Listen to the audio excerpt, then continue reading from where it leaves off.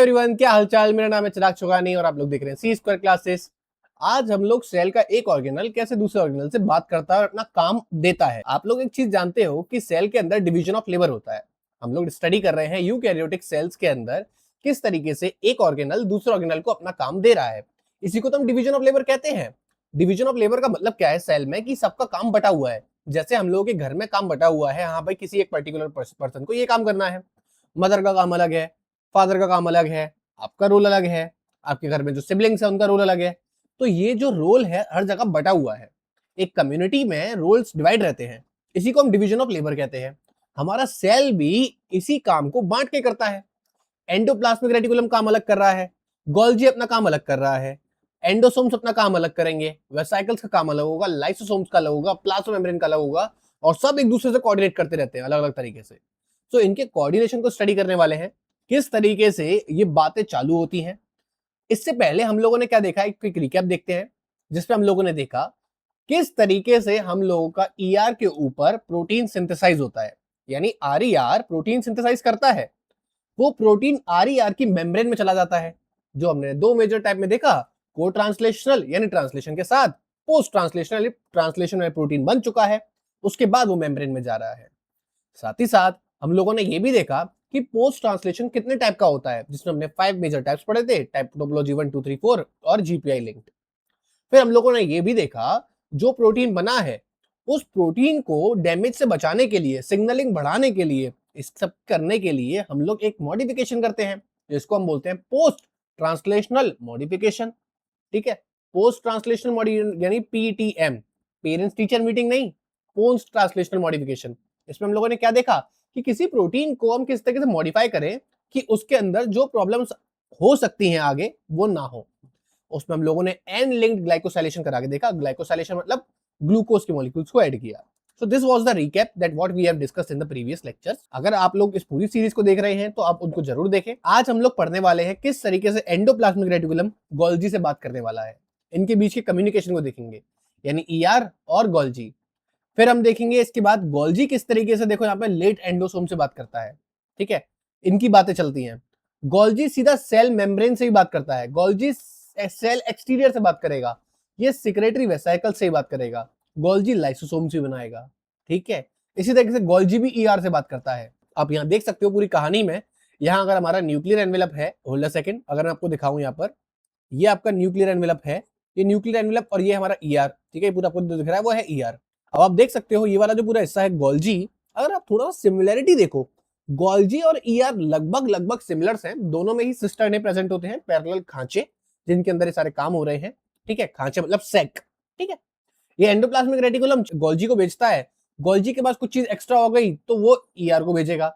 साथ ही साथ बाहर से कोई चीज आ रही है ईआर की प्रोसेसिंग के लिए तो वो भी पहले गोल्जी में जाएगी फिर ईआर में जाएगी। वहीं गोल्जी के पास कोई चीज जाएगी तो गोल्जी उसको पैक कर देगा, मॉडिफिकेशन करेगा उसके अंदर और उसको आगे फॉरवर्ड करेगा, और ये किस तरीके से सेक्रेटरी वेसाइकल के थ्रू बाहर जाएगा। सो आज हम लोग कम्युनिकेशन देखने वाले हैं इतने हिस्से का। What we are going to discuss today, signaling, or we can say that the protein sorting between the Golgi and ER। ठीक है, सो ये आज हम लोगों का मोस्ट इंपॉर्टेंट टॉपिक है जिसमें हम ये वाला डिस्कस करेंगे, ये वाला रीजन। ठीक है, सो देखो कहानी कैसे बढ़ रही है धीरे धीरे करके आगे। प्रोटीन कैसे बनता है, प्रोटीन किस तरीके से ईआर में आता है, ईआर किस तरीके से गोल्जी के पास जाता है, गोल्जी किस तरीके से आगे जाएगा। तो एक कहानी है पूरी। अब आप देखो ना, सो कहानी की तरफ देखो कि हम भाई ईआर पे आ गए, ईआर से हम गोल्जी की तरफ जा रहे हैं, फिर हम गोल्जी को पूरा स्टडी करेंगे, फिर हम गोल्जी से लाइसोसोम जाएंगे, फिर लाइसोसोम स्टडी करेंगे, फिर हम सेल के बाहर तक पहुंच जाएंगे, फिर हम सेल के बाहर के हिस्से को भी स्टडी करेंगे। मेम्ब्रेन तो हम कर चुके हैं डिस्कस। ठीक है, so let's begin our topic. So ये आप यहाँ पे देख सकते हो, एक मैप दे रखा है, किस तरीके से वही सारी चीजें जो हमने पीछे डिस्कस करी वो ये सारी यहाँ पे चलती है। अच्छा, ईआर के बाद से लेके जो सारा काम हो रहा है, Golgi, late endosome, lysosome, early endosome, यानी ये वाला जो काम है, इस रेड लाइन के नीचे का काम, इसको हम बोलते हैं इंट्रासेलुलर ट्रैफिकिंग। ठीक है, या इंट्रासेलुलर वेसिकुलर ट्रैफिकिंग, यानी सेल के अंदर ही हो रहा पूरा। इंट्रासेलुलर वेसिकुलर यानी वेसाइकल्स का ट्रांसफ्यूजन हो रहा है। आप देख लो ना कौन कौन सी वेसाइकल्स बन रही है, एंडोसोम भी एक टाइप की वेसाइकल है। तो इंट्रासेलुलर वेसिकुलर ट्रैफिकिंग, ट्रैफिकिंग का मतलब क्या है, पूरा ट्रैफिक लग जाता है अंदर। हाँ भाई इतनी सारी वेसाइकल्स आ रही हैं जा रही हैं, कोई किसी के साथ फ्यूज करेगी, क्या पता कोई वेसाइकल भाई ईआर से आ रही है वो ईआर में ही फ्यूज कर जाए, ऐसा नहीं होता। क्यों नहीं होता, उससे पहले ये चीज और देखो, अगर ये हमारा ईआर है, ये ईआर का कंपार्टमेंट है, ये इसके मेम्ब्रेन प्रोटीन्स और ये लुमिनल प्रोटीन्स, ये चाहता है इन ल्यूमिनल प्रोटीन्स को अगले वाले कंपार्टमेंट यानी आगे किसी दूसरे ऑर्गेनल के पास भेजने के लिए। तो यहाँ पे क्या होती है, बडिंग होती है। बडिंग यानी छोटी सी बर्ड राइज होती है, उसके अंदर कंटेंट फिलअप होने लगता है। फिर ये बडिंग के बाद क्या हो जाता है, ये हमारी जो बड है वो बेसिकली एक सेपरेट हो जाती है पूरी बॉडी से, और ये क्या करती है, टारगेट कंपार्टमेंट में जाके फ्यूज हो जाती है, और वहां पर ल्यूमिनल प्रोटीन्स थे वो रिलीज कर देगी। अगर इसे आप ईआर मान लो तो आप इसे गोल्जी मान सकते हो। ठीक है, एक छोटी सी इंफॉर्मेशन, गोल्जी को डिस्कवर करने वाले के नाम पर ही ये नाम पड़ा था गोल्जी का। तो वो कौन थे, कैमिलियो गोल्जी। इन्हीं ने ही गोल्जी अपैरेटस डिस्कवर किया था सेल के अंदर।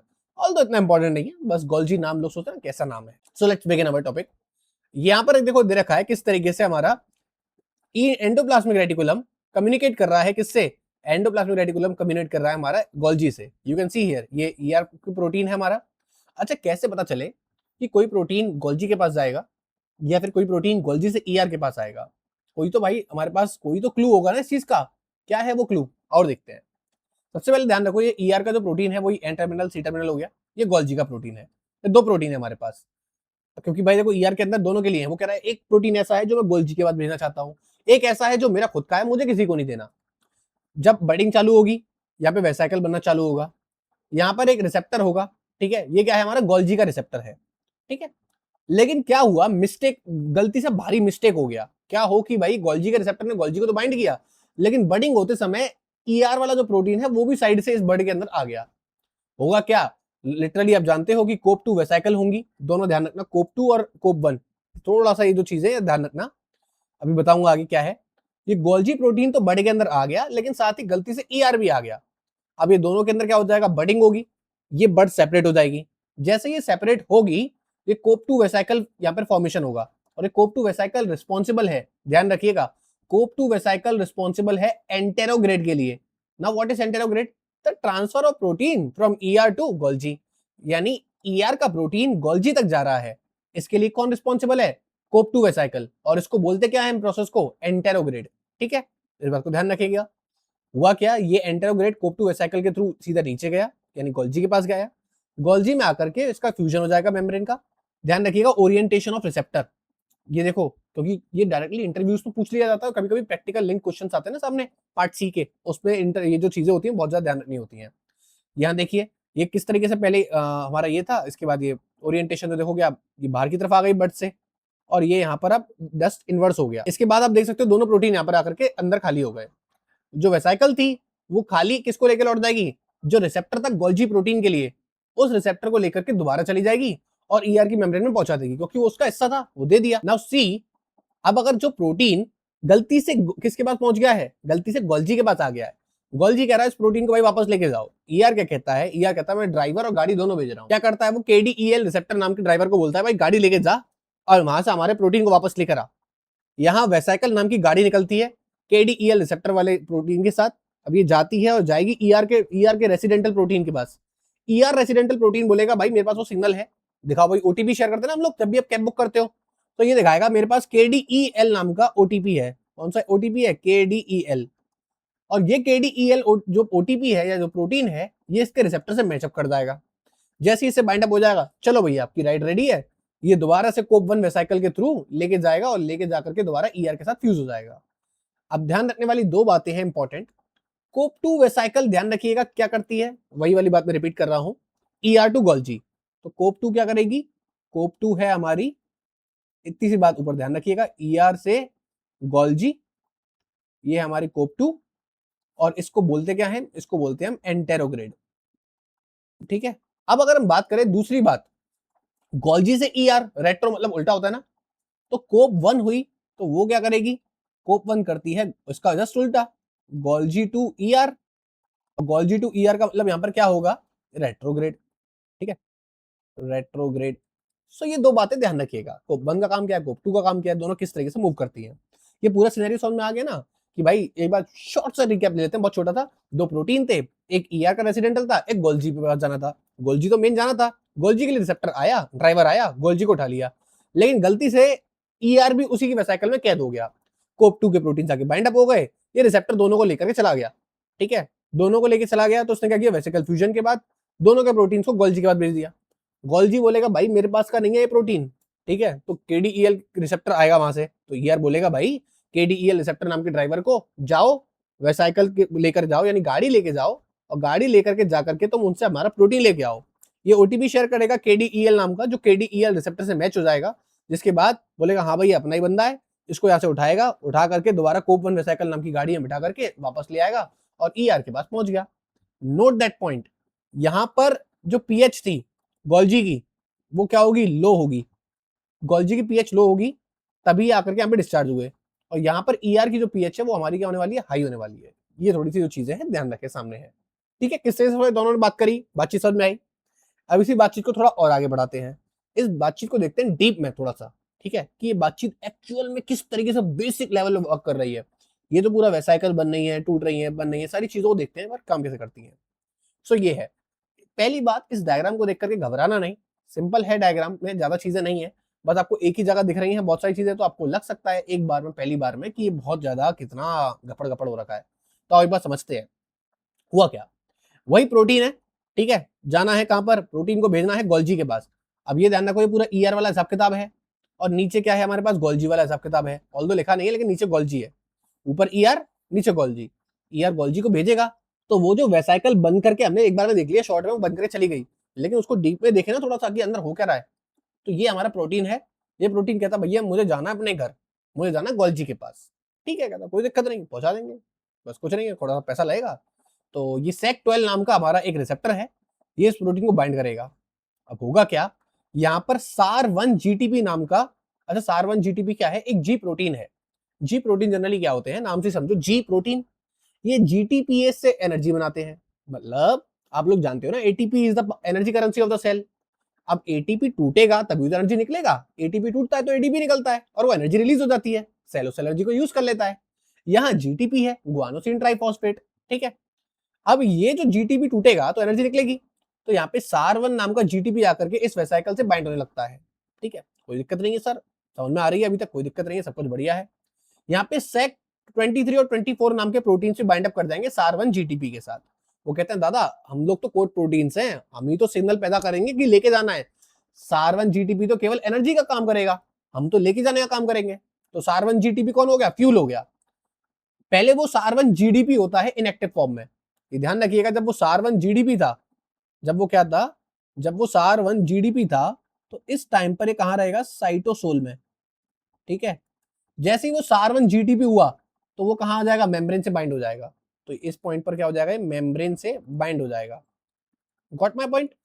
अब ये जाकर के प्रोटीन डॉक हो चुका है, यहां पर हमारा SAR1 GTP आ गया, साथ ही साथ सेक्टर, हमारे सेक्टर बोलता हूं, ठीक है ना, सेक को सेक्टर 23-24 के जो प्रोटीन है वो भी बाइंड अप कर गए। After some time you will notice that पहले बडिंग हुई थी, बडिंग के बाद अब ये बडिंग एनलार्जमेंट होगी। ऑल्दो ये जो वेसाइकल है ये वाली, ये मैंने छोटी बना दी है बट ये थोड़ी बड़ी होगी। ठीक है, तो इसके बाद क्या होगा, हमारे इस जगह पर बडिंग के बाद थोड़ा सा एनलार्जमेंट होगा, और यहाँ पर 2 और कोड प्रोटीन आके बाइंड करेंगे, सेक्टर 13-31 कोड प्रोटीन आके बाइंड कर गए। ठीक है, कहानी समझ में आ रही है, सिंपल हो रही है। फिर इसकी पिंचिंग होगी, पिंचिंग यानी अब वो पूरी इस तरीके से वेसाइकल जो इस तरीके से बन गई है, अब इसको यूं करके अलग भी तो करना है। तो यहां पर क्या होगा, डायनामिन नाम के प्रोटीन आएगा। डायनामिन क्या करेगा, GTP का यूज करके ऊपर पूरी वेसाइकल को अलग कर देगा। ठीक है, लेकिन वेसाइकल अलग होने से पहले इसमें कुछ एक्स्ट्रा, आपने येलो येलो ये देखिए चीजें, क्या है येलो येलो, ये है वी स्नेयर, यानी वेसाइकल स्नेयर। अभी हम आगे डिस्कस करने वाले हैं। ये क्या करता है, एक वेसाइकल को दूसरे के साथ फ्यूज कराने का काम करता है। ठीक है, वी का मतलब क्या है, वेसाइकल स्नेयर, और टी का मतलब क्या है, टारगेट स्नेयर, यानी वेसाइकल आकर के टारगेट पे लॉक होगी। अगर आपको वेसाइकल और टारगेट को लॉक करना है तभी तो फ्यूजन होगा। अब यहाँ देख पा रहे हो ना पूरा, ये यहाँ पर आकर के लॉक हुआ। अब ये जो वेसाइकल से आपस में फ्यूजन होगी तभी सारा प्रोटीन अंदर डिस्चार्ज, मतलब डिस्चार्ज होगा। तो वो डिस्चार्ज करने के लिए यहाँ पर क्या है, यहाँ पर सारा हमारे पास वी स्नेयर्स को पहले डॉक किया, वी स्नेयर्स का डायनामिन आके कट कर देगा। यू कैन सी हियर, ये बन गई हमारी मैच्योर कोटेड वेसाइकल, ये जाएगी मेम्ब्रेन के पास। यहाँ पे SAR1 जो है SAR बाइंडिंग साइट से बाइंड करेगा, SAR1 और SAR बाइंडिंग साइट की आपस में बाइंडिंग हो गई। SAR1 का जो GTP था, हमने देखा था ना यहाँ पर SAR1 GTP था जो मेम्ब्रेन से बाइंड था, ये SAR1 GTP का हाइड्रोलिसिस होगा, ये तो अपनी एनर्जी रिलीज करेगा। ठीक है ना, SAR1 GTP का क्या हुआ, हाइड्रोलिसिस हो गया, और इसकी वजह से जो कोट लगा हुआ था, कौन कौन सा कोट था, सेक्टर 13-31 और सेक्टर 23-24, इनको हटाएंगे सबसे पहले, क्योंकि ये कोट ही इसको यहां पर लेकर आया है। अगर कोट लगा रहेगा तो कोट इसको अलग अलग जगह पे लेके जाएगा। इस कोट को हटाओ, यानी पहिए हटा दिए, या फिर यूं बोल दो कि अपने फ्यूल खत्म हो गया, ठीक है, पहिए हटा दिए हम लोगों ने गाड़ी के। अब पहिए हट गए। अब इसके बाद क्या हुआ, हमारे पास बची है वेसाइकल जिसपे कोट नहीं है। अब साइटोप्लाज्म में एक चीज और है, ध्यान रखिएगा, राब जीटीपी। राब जीडीपी क्या है, इनएक्टिव फॉर्म है, इसी की एक्टिव फॉर्म है राब जीटीपी। ठीक है, दो चीज ध्यान रखिएगा, मैं इस चीज को आगे फिर बताऊंगा। जीटीपीएस और जीईएफ, ठीक है, यानी दो चीजें हैं। जीटीपीएस एक्टिवेटिंग प्रोटीन जो क्या करता है, जीटीपी को तोड़वाता है। ध्यान रखिएगा, जीटीपीएस एक्टिवेटिंग प्रोटीन गैप जीटीपी को तोड़वाएगा और एनर्जी रिलीज करेगा। वहीं जीईएफ, ये जो वर्ड आ रहा है जीईएफ, इसका नाम है ग्वानोसिन एक्सचेंज फैक्टर। ये जीडीपी को जीटीपी में कन्वर्ट करेगा। ठीक है, अभी आगे फिर डिस्कस करेंगे, चिंता ना करो, वो बहुत कोई दिक्कत नहीं है। राब जीटीपी आया, राब जीटीपी भी हाइड्रोलिसिस कराएगा, और राब जीटीपी के जब हाइड्रोलिसिस होगा तो आप देख सकते हो वी स्नेयर और यहाँ पर थी टी स्नेयर, बता था ना टारगेट। तो ये क्या हमारी वी स्नेयर और ये टारगेट स्नेयर टी स्नेयर, ये दोनों क्या हो जाएंगी, आपस में इंटेंगल्ड हो जाएंगी। अब ये बंध गई आपस में, ये मेम्ब्रेन और ये वेसाइकल आपस में बंध चुकी है, यानी गोल्जी की मेम्ब्रेन और वेसाइकल आपस में बंध गई। तो अब इसकी क्या होगी, डॉकिंग होगी, यानी अब ये डॉक होगा। जैसे ये डॉक होगा, यहाँ पर हमारा क्या हो जाएगा, प्रोटीन अंदर की तरफ डिस्चार्ज हो जाएगा, और ये हमारा जो रिसेप्टर था, कौन सा वाला रिसेप्टर, सार1 का जो हमारे यहाँ पे रिसेप्टर बनाया था हमने, सेक्टर 12 रिसेप्टर, वो अलग हो जाएगा इससे। And you can see here, अब ये जो इसकी एनएसएफ है, ये क्या करेगा, एनएसएफ एक हमारा प्रोटीन है, ठीक है, यहाँ पे स्नैप नाम का प्रोटीन भी आएगा। एनएसएफ एक प्रोटीन है, एनएसएफ एटीपी का एडीपी बन जाएगा, और वो इन वेसाइकल्स की यहाँ पे जो हमारी दे रखी है ना, ये सारी की सारी स्नेयर्स, इन स्नेयर्स को अलग कर देगा। देखो यहाँ पे बोला भी है, स्नैप का मतलब क्या है, सोल्यूबल एनएसएफ अटैचमेंट प्रोटीन। ये एनएसएफ को अटैच करना है तो स्नैप नाम का प्रोटीन आएगा। ये अटैच करना क्यों, ये लास्ट वाला स्टेप क्यों कर रहे हैं हम लोग, क्यों कर रहे हैं सर ये, तो भाई सबसे बड़ी दिक्कत है, ये जो हमारे पास सारी की सारी अगर स्नेयर्स, वी स्नेयर्स सारे यहीं आ जाएंगे, सारे वी स्नेयर अगर हमारे पास गोल्जी के पास आ गए, तो ईआर के पास तो बचेगा ही नहीं। तो वो स्नेयर को हम लोग क्या करते हैं, हमारी बॉडी चाहती है चीजों को ज्यादा से ज्यादा यूटिलाइज करे, ऐसा नहीं फालतू एक बार प्रोटीन बन गया खराब करो। वी स्नेयर भी प्रोटीन है, तो बर्बाद नहीं करना चाहते, क्योंकि प्रोटीन बनाने के लिए बहुत एनर्जी लगती है, इसको दोबारा ऊपर भेजा जाएगा। ठीक है, इसके बाद ये दोबारा स्नेयर अपनी जगह पे जाएंगे। सो this is what is happening here, just recall in a short way, एक बार दोबारा देखते हैं। हुआ क्या, भाई प्रोटीन था, ठीक है, प्रोटीन था, वो कहता है भैया मुझे गोल्जी के पास जाना है, मुझे अपने घर जाना है, मुझे मम्मी के पास जाना है। तो हुआ क्या, यहाँ पर सेक्टर 12 नाम का एक रिसेप्टर आया, प्रोटीन कहता है आओ भाई बाइंड करो मुझसे, बाइंड हो गया। फिर यहाँ पर सार जीडीपी घूम रहा था भाई, सार1 जीडीपी साइटोसोल में ऐसे आ जा भाई, जीईएफ कहता है, देखो ध्यान दो यहाँ पे भी जीईएफ है, जीडीपी को जीटीपी में कन्वर्ट कर रहा है। जीईएफ होगा जब भी देखे तो क्या करेगा, जीईएफ जीडीपी को जीटीपी में कन्वर्ट करेगा। ठीक है, लिख के भी बताऊंगा इस चीज को कि सार1 जीडीपी क्या करेगा, सार1 जीडीपी बोलेगा आ भाई मैं तेरे को मतलब जीईएफ क्या करेगा, बोलेगा सार1 जीडीपी आ तेरे को मैं घुमा के लाता हूँ, सार1 जीटीपी बना के मेम्ब्रेन से लॉक कर देगा इसे। बर्डिंग चालू होगी, अब दादा बर्डिंग चालू हुई तो ये सार1 जीटीपी यहाँ पे आके कई सारे अटैच हो जाएंगे, ऊपर लग जाएंगे सेक्टर 23-24 प्रोटीन, फिर कुछ और सेक्टर प्रोटीन आ जाएंगे, सेक्टर 13-31 प्रोटीन आ गए, वेसाइकल बड़ी होगी, फिर वेसाइकल के पिंचिंग होने से पहले 20 नेयर्स आकर लग जाएंगे, ताकि अब ये निर्धारित हो चुका है कि वेसाइकल बनेगी ही बनेगी और टारगेट पे जाके लॉक करनी है इसे। इसके बाद डायनामिन जीटीपी हाइड्रोलिसिस करेगा और पूरी वेसाइकल को अलग कर देगा, जिसकी वजह से मैच्योर कोटेड वेसाइकल बनेगी। ये मैच्योर कोटेड वेसाइकल सार1 की वजह से जाकर बाइंड कर जाएगी सार1 बाइंडिंग साइट पर। सार1 बाइंडिंग साइट पर पहुंचेगा, सबसे पहला तरीका क्या था, कोड प्रोटीन्स को हटाओ भाई। कोड प्रोटीन्स का काम था ऊपर से नीचे लेके आना, सबसे पहले इनको हटाओ। कोड प्रोटीन्स का करने के लिए क्या करेगा, सार1 का जीटीपी हाइड्रोलिसिस होगा, सबसे पहले हटेंगे कोड प्रोटीन्स। दूसरा जो नंबर पे जो हटाने की बात आएगी, फिर राब जीडीपी जो पहले ऐसी नल्ला पड़ा था, उसको क्या करेगा, जीईएफ क्या करेगा, जीडीपी से जीटीपी बनाएगा। राब जीटीपी अब हो गया एक्टिवेट। अब भाई बताओ मुझे क्या करना है, ये आएगा आ भाई तेरा काम है वी स्नेयर को टी स्नेयर से फ्यूज करा दे, वी स्नेयर और टी स्नेयर आपस में फ्यूज हो जाएंगे, यानी डॉकिंग हो रही है अब। यानी क्या हुआ, ये जो वेसाइकल थी जो घूम के आ रही थी, वो यहाँ पे अटैच होगी। इसके बाद वो अपना प्रोटीन को अंदर रिलीज कर देगी। अब क्योंकि ये सारे के सारे वी स्नेयर इसके तो नहीं थे, ईआर के थे, वी स्नेयर को दोबारा भेजना है, तो उसको भेजने के लिए छोटा सा प्रोसेस और लास्ट में चलता है, जिसमें एनएसएफ एटीपी को एडीपी बनाया जाता है, और यहाँ पर अटैचमेंट कराने के लिए स्नैप नाम का अलग से प्रोटीन आता है। स्नैप क्या है, सोल्यूबल एनएसएफ अटैचमेंट प्रोटीन, जिसकी वजह से वी स्नेयर आगे लेकर के वो निकल जाएगा, ताकि मेम्ब्रेन पूरी फ्री हो जाए और जिसकी जो चीज का वहां पहुंच जाए। समझ में आई बात, इतनी क्लियर हुई। एक बार इन सब चीजों को थोड़ा सा रिकॉल करते हैं। यू कैन सी हियर, सबसे पहले क्या होगा, रिसेप्टर और लाइगेंड का इंटरेक्शन होगा, ठीक है। पॉइंट नंबर 1, लाइगेंड मतलब वो प्रोटीन, रिसेप्टर हो जाता है ना सेक्टर 12, ठीक है, इनका इंटरेक्शन होगा आपस में। पॉइंट नंबर 2, इसके बाद क्या होगा, रिसेप्टर लाइगेंड आपस में मिल चुके हैं, इनके मिलने के बाद अब आएगा हमारे पास कोड प्रोटीन आना चालू होंगे ना, लेकिन उससे पहले याद करो SAR1 आया था, तो यहां पर क्या होगा, सेकंड स्टेप में SAR1 GDP बन जाएगा, SAR1 GTP, और क्या हो जाएगा, इसकी हो जाएगी मेम्ब्रेन लॉक, ये हो जाएगा मेम्ब्रेन लॉक, ठीक है ना। आओ भाई, तीसरा प्रोसेस क्या था, दो चीजें हो गई।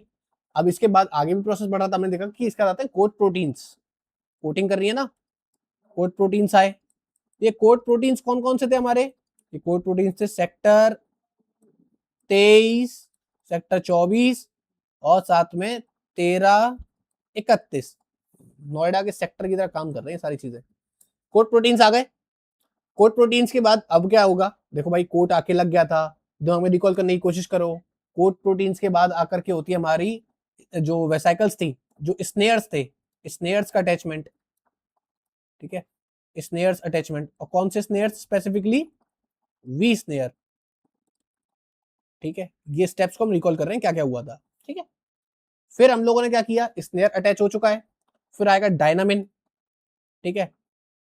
डायनामिन क्या करेगा, डायनामिन करेगा दादा जीटीपी हाइड्रोलिसिस, और क्या करेगा साथ ही साथ जीटीपी हाइड्रोलाइज करके, ये जीटीपी हाइड्रोलाइज करके वेसाइकल को वहां से अलग कर देगा, ठीक है ना, क्या कर देगा, अलग कर देगा। इसके बाद क्या हुआ, मेम्ब्रेन को जो हमारी क्या थी, एक मैच्योर वेसाइकल बन गई, क्या थी, मैच्योर कोटेड वेसाइकल, ये हो गया दादा। इसके बाद क्या हुआ, मैच्योर कोटेड वेसाइकल आगे जाके फ्यूज करेगी ना, तो SAR1 और साथ में इंटरेक्शन किसका होगा, SAR1 बाइंडिंग साइट का, SAR1 और SAR1 बाइंडिंग साइट का इंटरेक्शन होगा। अब कहानी कहां आ चुकी है, गोल्जी तक, ये पूरी कहानी कहां थी, ER में थी, ठीक है। तो एक बार देख लेते हैं पूरी कहानी कहां चल रही थी, ऊपर की पूरी कहानी थी यहां तक, ये कहानी थी ER तक, ये थी हमारी साइटोप्लाज्म की। अब जो कहानी चल रही है वो कहां चल रही है, ये पूरी जा रही है कहानी गोल्जी पर, ठीक है। ओके दादा, SAR1 की बाइंडिंग हो गई, SAR1 साइट की बाइंडिंग होने के बाद क्या होगा, SAR1 को जो जीटीपी हमने पहले दिया था उसका हाइड्रोलिसिस करना है हमें, SAR1 जीटीपी हाइड्रोलाइसिस करो, हो रहा है। SAR1 जीटीपी हाइड्रोलिसिस के बाद अगला स्टेप क्या था, SAR1 जीटीपी हाइड्रोलिसिस हो गई तो इसके बाद क्या होगा, कोट का रिमूवल होगा, कोट को रिमूव करो क्योंकि वो अपनी जगह पहुंच गया है। ओके दादा, ये आगे भी गोल्जी का ही चल रहा है, ठीक है ना। पॉइंट नंबर 10, इसके बाद क्या होगा, जो राब जीडीपी था उसको जीटीपी में कन्वर्ट करो, तो वो राब जीटीपी बन गया, लो दादा।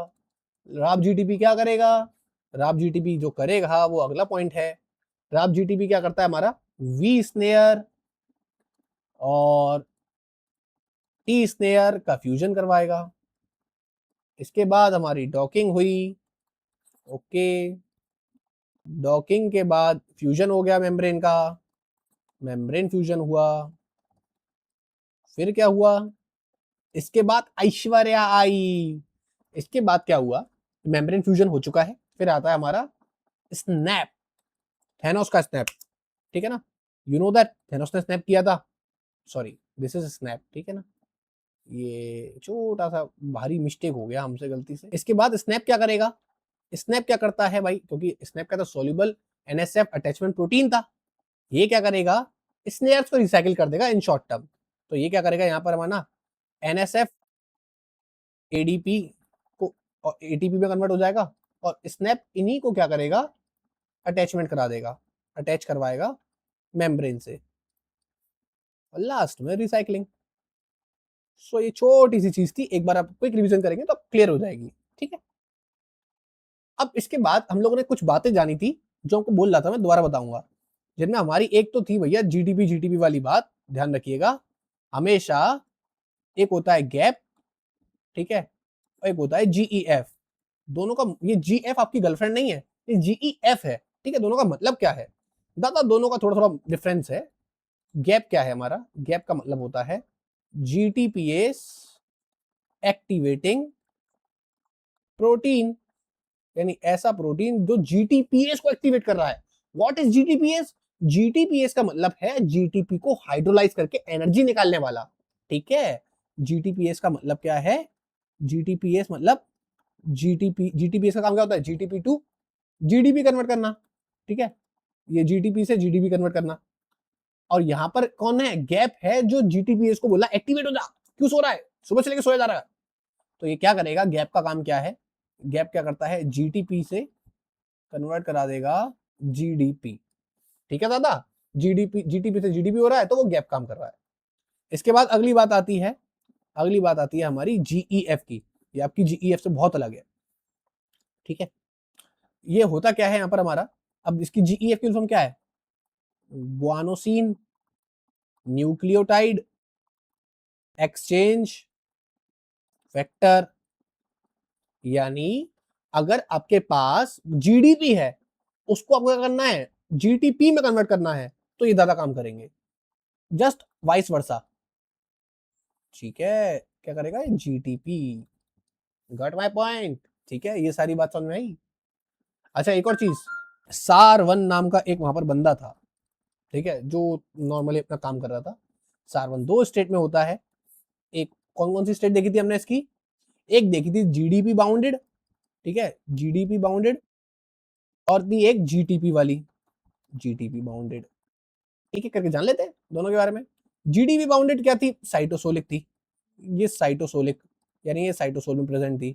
ये क्या थी? Membrane bound. ध्यान करो, मेम्ब्रेन से बाउंड हो गई थी, मैंने स्पेसिफाई हाईलाइट करके लिखा भी था उस समय। इसके बाद जीडीपी के साथ क्या था?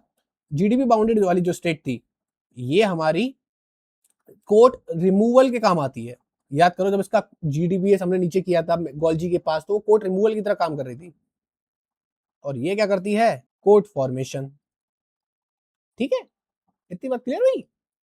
सार1 की बात, एक बात बहुत स्पेशल है।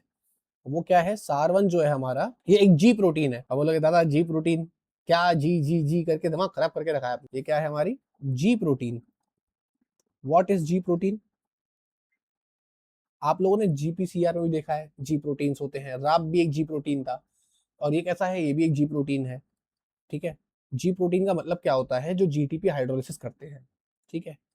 जीटीपी हाइड्रोलाइसिस करते हैं और इसी से अपनी एनर्जी क्रिएट करते हैं। समझ आ गई इतनी बातें? ठीक है। इतनी सी बात है, सारवन को तुमसे प्यार है, यही पूरा संसार है, सामने आपके गोल्ची और ईआर का प्यार है। देखो भाई, क्लेथरिन, कोप 1, कोप 2, ठीक है, ये अलग अलग वेसाइकल्स, बेसिकली अलग अलग कोट प्रोटीन्स हैं। ये अलग अलग कोट प्रोटीन्स अलग अलग काम करते हैं, ठीक है। कोप 1 याद करो, अपने क्या बताया था? हमने देखा था रेट्रोग्रेड। ये देखो ब्लू वाला है ना, ये क्या कर रहा है? कोप 1 गोल्जी से ईआर के पास आ रहा है, दैट इज रेट्रोग्रेड ट्रांसपोर्ट। और कोप 2 क्या कर रहा है? ER to Golgi. Then what is this? This is anterograde, anterograde, ठीक है। अब ये जो क्लेथरिन वाली है, ये वेसाइकल्स बेसिकली लाइसोसोम्स वगैरह के लिए ज्यादा रिस्पॉन्सिबल है, या फिर किसी भी चीज का एंडोसाइटोसिस हो रहा है, यानी फैगोसाइट। अब देखो ना, अमीबा ऐसे करके सूडोपोडिया से खाना खाता है, 9th क्लास में, 10th क्लास में, 12th में पढ़ते थे हम लोग, ठीक है। तो उसके लिए कौन सी चीज है? उसके लिए क्लेथरिन नाम का प्रोटीन है, ठीक है। क्लेथरिन ये काम करता है, ठीक है। तो क्या करता है? एंडोसाइटोसिस। इतनी बात समझ में आ रही है? कुछ सारा जो काम चल रहा है सामने, बहुत ही सिंपल सी बातें हैं, देखोगे तो आ जाएगी क्लियर। अब ये वी स्नेयर और टी स्नेयर के बारे में एक छोटी सी बात जान लेते हैं। देखो दादा, वी स्नेयर जो है वो वेसिकुलर स्नेयर। देखो एक बार, snare proteins on the vesicle and target membrane pull the two membranes together and cause fusion. ये वी स्नेयर है, ये हमारा रिसेप्टर है, ये प्रोटीन है। ये राब जीटीपी है। राब जीटीपी क्या करेगा? राब जीटीपी आएगा और बोलेगा भाई एटीपी, अपने राब जीटीपी क्या करेगा? बोलेगा राब जीटीपी, इसका क्या हो जाएगा? गैप इस पे काम करेगा। गैप जानते हो, जीडीपी बना देगा। साथ में क्या रिलीज करेगा? एनर्जी रिलीज करेगा। ये एनर्जी क्या करेगी? फ्यूजन करवाएगी, वी स्नेयर और टी स्नेयर का इंटरेक्शन कराएगी, ठीक है। समझ गए? ई लगा लेना। देखो अब इनका फ्यूजन होगा।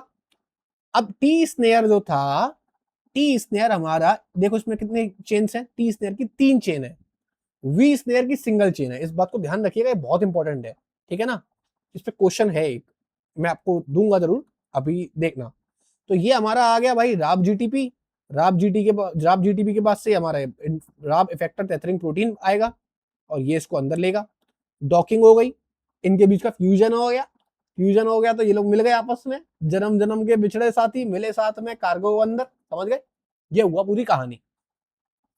एक बार पढ़ लेते हैं हम लोग। During this process the Rab GAP makes Rab hydrolyse GTP to GDP, ये बात तो करी हमने अभी। Rab GDP leaves the membrane and returns to the cytosol. ये जो राब जीडीपी है ये दोबारा क्या करेगा, साइटोसोल में दोबारा रिटर्न कर जाएगा, ठीक है। और एनर्जी जो रिलीज होगी वो वी स्नेयर और टी स्नेयर को फ्यूज कराएगी। अ जीडीआई प्रोटीन बाइंड्स राब जीडीपी, ये आ गया ना GDI, keeping it soluble and active until it needed again. Sorry, this is not GDP, basically राब जीटीपी जो होता है वे क्या करते हैं, जीडीआई नाम का एक प्रोटीन है वो राब जीडीपी से बाइंड कर जाएगा ताकि अगली बार तुरंत ही जीईएफ आकर के उसे एक्टिवेट ना कर दे। आप जानते हो ना जीईएफ एक्टिवेट कर देगा, इस प्रोसेस को रिवर्स कर देगा। सो इस प्रोसेस को अभी रिवर्स नहीं करना ना दादा, राब जीडीपी की जब यूज होगा तब बुला लेंगे, तब तक आप सोते रहो। आपको सुलाने के लिए हमारे पास एक बंदा है, ठीक है, हमारे पास एक है आपको जो कोई सुला सकती है। वो कौन है, वो जीडीआई है, ठीक है। तो ये प्रोटीन इनको सुला देगा, ठीक है, राब जीडीपी को, बोले जब जरूरत हो तब जगना। सो ये पूरा सिनेरियो हो रहा है। अब आप देख सकते हो एक बार, ये जो हमारी वेसाइकल्स का बेसिकली जो हमारे प्रोटीन्स हैं जो फ्यूजन हो रहा है, डॉकिंग होती किस तरीके से है। एनएसएफ क्या है, हमारा हेक्सामेरिक एटीपीएस है, ए एटीपीएस से, that uses the energy of ATP hydrolysis to unravel the intimate interaction between the helical domains of paired SNARE proteins. तो ये पेयर्ड स्नेयर प्रोटीन्स बेसिकली क्या कर रहा है, ये हमारा एक एटीपीएस है एनएसएफ, और ये क्या करता है, हमारा इनके बीच के इंटरेक्शन को कम करता है, ठीक है।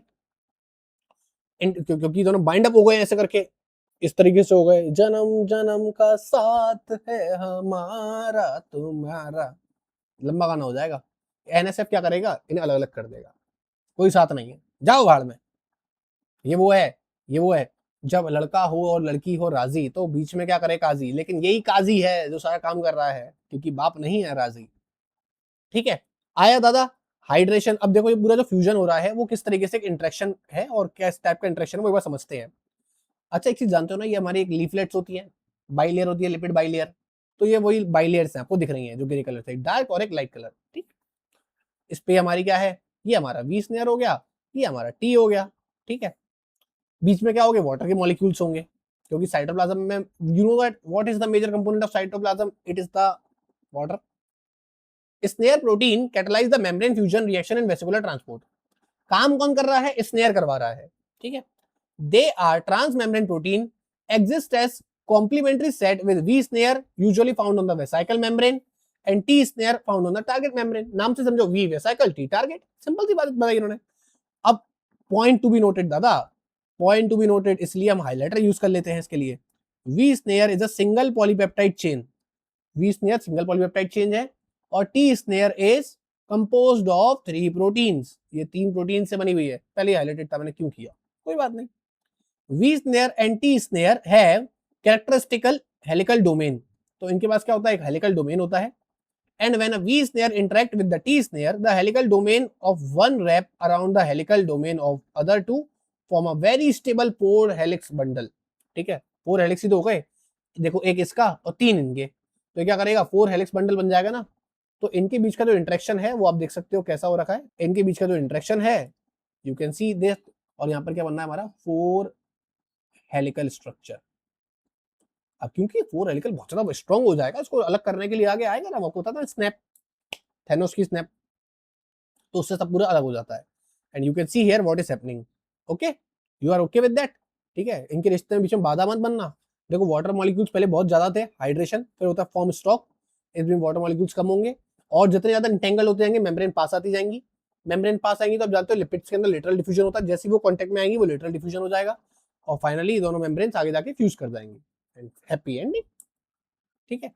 ये डिफरेंट डिफरेंट टाइप के राब हैं जो अलग अलग जगह से अलग अलग गाइड करते हैं, ठीक है। थोड़ा लर्निंग वाली चीज है, कर लीजिएगा, बाकी इसमें कुछ समझाने वाला तो एज इट इज है नहीं, ठीक है। लर्निंग वाली कर पाए, जितने कर पाए उतने ज्यादा बढ़िया, ठीक है।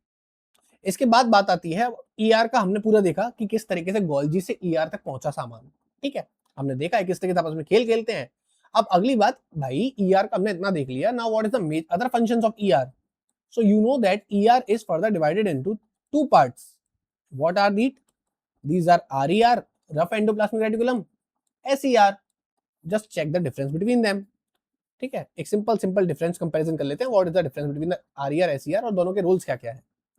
आरईआर वैसे आप जानते हो प्रेजेंस ऑफ राइबोसोम्स होता है यहाँ पर, ठीक है, प्रेजेंस ऑफ राइबोसोम, और यहाँ पर ऐसा कोई भी राइबोसोम नहीं है, नो राइबोसोम, तभी तो स्मूथ है, स्मूथ सी स्किन, ठीक है, प्रेजेंस ऑफ राइबोसोम। अब राइबोसोम होगा तो क्या करेगा, यहाँ पर क्या होगा, प्रोटीन फॉर्मेशन होगा, ठीक है। अच्छा एक चीज आपको ध्यान हो, प्रोटीन फॉर्मेशन के साथ साथ हमने एक चीज और बताई थी दादा, ये क्या करता है, डाइसल्फाइड बॉन्ड भी बना देता है, कोई दिक्कत नहीं है, डाइसल्फाइड बॉन्ड फॉर्मेशन, कोई दिक्कत तो नहीं है ना, नहीं होगी, ठीक है। इसका क्या है, यहाँ पे प्रोटीन की जगह क्या करेगा, लिपिड का फॉर्मेशन करता है, ठीक है। आपको पता है ना कि हमारी प्लाज्मा मेम्ब्रेन किससे बनी है, प्लाज्मा मेम्ब्रेन बनी है हमारी लिपिड से और प्रोटीन से, दोनों ही तो ईआर बना रहा है। तो अगर आपसे कभी ऐसी क्वेश्चन पूछ लिया जाए, जस्ट अ रैंडम क्वेश्चन, कि भाई components of plasma membrane is synthesised where, here, ER में, आरईआर और SER combinedly forms the component of plasma membrane, ठीक है। What are the other function of these two, ये क्या करता है हमारा, ये करता है detoxification of drug. What is detoxification, you know that body में बहुत सारा टॉक्सिक है, ड्रग भी एक टॉक्सिक तरीके से काम करती है, तो ड्रग को घोलने का, उसका काम करने का, तो डिटॉक्सिफिकेशन ऑफ ड्रग कौन करेगा, ईआर, वो भी स्मूथ वाला, ठीक है। अच्छा इसका एक काम और होता है, यू नो दैट यहाँ पर कैलनेक्सिन, कैलरेटिकुलिन, ऐसे कुछ प्रोटीन्स होते हैं जिनको हम आगे और थोड़ा सा डिस्कस करेंगे, don't worry be happy, discuss करा है नहीं करा है, कैलनेक्सिन कैलरेटिकुलिन हमने डिस्कस कर लिया है ना। तो ये क्या है, हमारे एक चैप्रॉन्स हैं, बीआईपी है ना, बाइंडिंग इनहिबिटरी प्रोटीन्स, ठीक है, या तो जो बाइंडिंग होने नहीं देते, मिस फोल्डिंग से बचाते हैं, तो ये क्या करता है, prevent miss folding, prevent miss folding भी यहीं पर ही होती है। अच्छा एक चीज और हमने यहाँ पर देखी थी, ध्यान करो, हमने एक और चीज क्या देखी थी यहाँ पर, ये भाई इसके कैलनेक्सिन रेटिकुलिन हो गया, मिस फोल्डिंग से बचा लिया, और क्या था, सोचो सोचो सोचो, तब तक इसको देखते हैं हम लोग। इसका हमारा काम था कैल्शियम स्टोरेज। अच्छा आपने मसल कॉन्ट्रैक्शन तो सुना होगा, ठीक है, मसल कॉन्ट्रैक्शन थ्योरी जो थी उसमें हम देखते हैं स्मूथ एंडोप्लाज्मिक रेटिकुलम ही वहां पर सार्कोप्लाज्मिक रेटिकुलम बन जाता है, मसल्स के अंदर सार्कोप्लाज्म, सार्कोप्लाज्मिक रेटिकुलम, नहीं याद आ रहा, थोड़ा जोर डाल लो, आ जाएगा। तो कैल्शियम स्टोरेज भी यही करवाता है, ठीक है, डिटॉक्सिफिकेशन ऑफ ड्रग भी करवा रहा है ये, ग्लाइकोजन का मेटाबॉलिज्म ये भी यही कराएगा। अरे वाह दादा कितने काम कराओगे, थक जाओगे।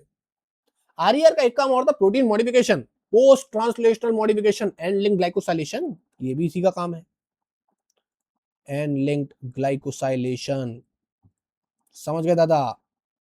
और कुछ काम, अरे सब यही तो ना डिस्कस करेंगे, लेक्चर बहुत बड़ा हो जाएगा, गोल्जी आगे भी बात करेगा, किससे बात करेगा, अब भाई नंबर आ गया, ये तो ईआर के हमने काम पढ़ लिए, ईआर किस तरीके से अपने अंदर बनाता है। तो ईआर में हम एक छोटा सा रिकैप दिखा दें, एक बहुत छोटा सा, एक मिनट का आया था, देख लो।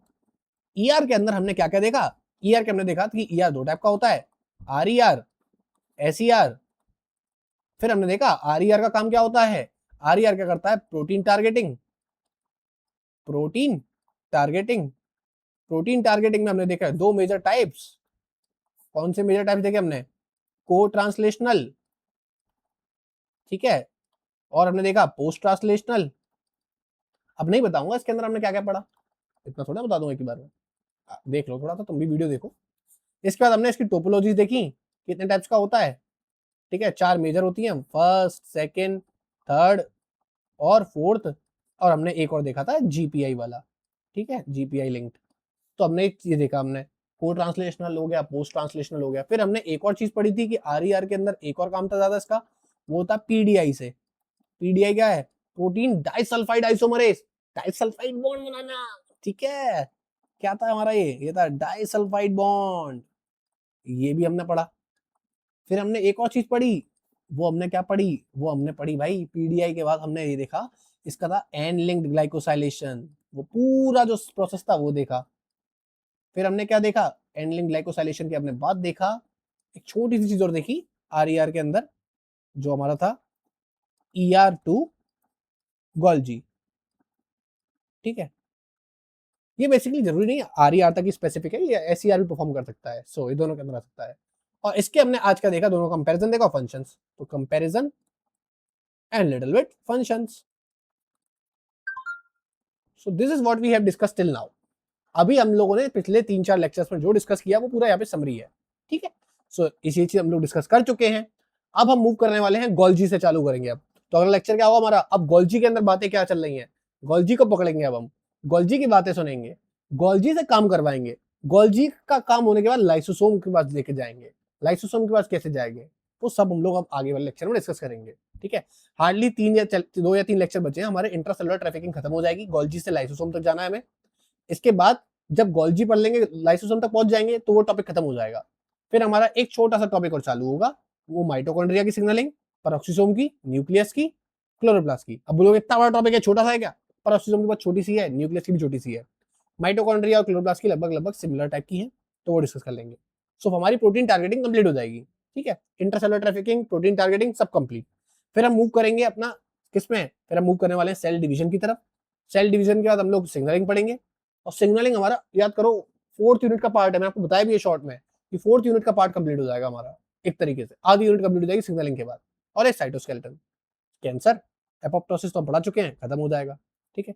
सो टिल नाउ अभी तक आप प्रोटीन टारगेटिंग तो देखो आप, ठीक है। उसके बाद हम लोग देखते हैं, देखो देखो आगे होता है क्या। तब तक के लिए बाय बाय, टाटा, जय हिंद, वंदे मातरम।